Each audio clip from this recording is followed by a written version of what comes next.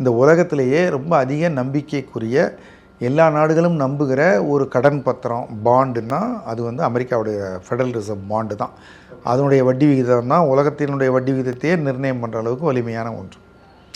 So அவங்க வந்து இந்த மாதிரி கடன் பத்திரத்தை கொடுத்து அவன் நிறைய பணத்தை வாங்கி அவங்க போலியாக கடனில் வாழ்ந்துட்டுருக்காங்க அமெரிக்கா. ஓகே, இதுக்கு காரணம் அமெரிக்காவிலே தயாரித்தா ரொம்ப விலை கூட ஆகும். அமெரிக்கருடைய வாழ்க்கை முறையே வேறு, ரொம்ப செலவழிப்பாங்க, எல்லாம் பண்ணுவாங்க. அவங்க அதனால் ரொம்ப காஸ்ட்லியாக தயாரித்தா அவங்களுக்கு பயன்படுத்துறதுக்கும் செலவு, வெளிநாடுகளுக்கு அனுப்பினாலும் யாரும் வாங்கிக்க மாட்டாங்க, விலை கூட.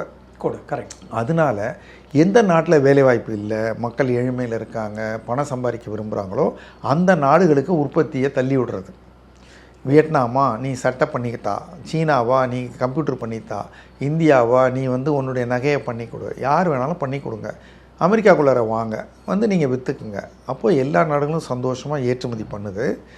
பணத்தை வாங்கிக்கிறாங்க சில பேர், பொருளாக வாங்கிக்கிறாங்க சில பேர்.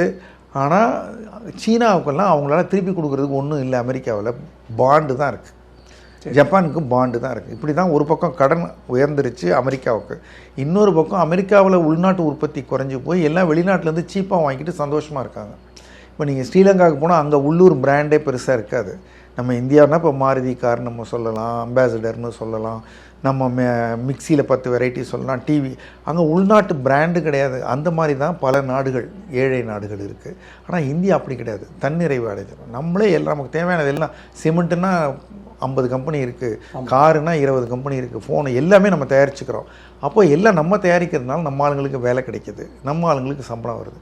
வெளிநாட்டிலேருந்து இறக்குமதி பண்ணால் துறைமுகத்தில் இருக்கவனுக்கு மட்டும்தான் வேலை. வெளியில் யாரோ தயாரிக்கிறதை இங்கே வந்து காசு கொடுத்து வாங்கிக்கணும். காசு எங்கேருந்து வரும்?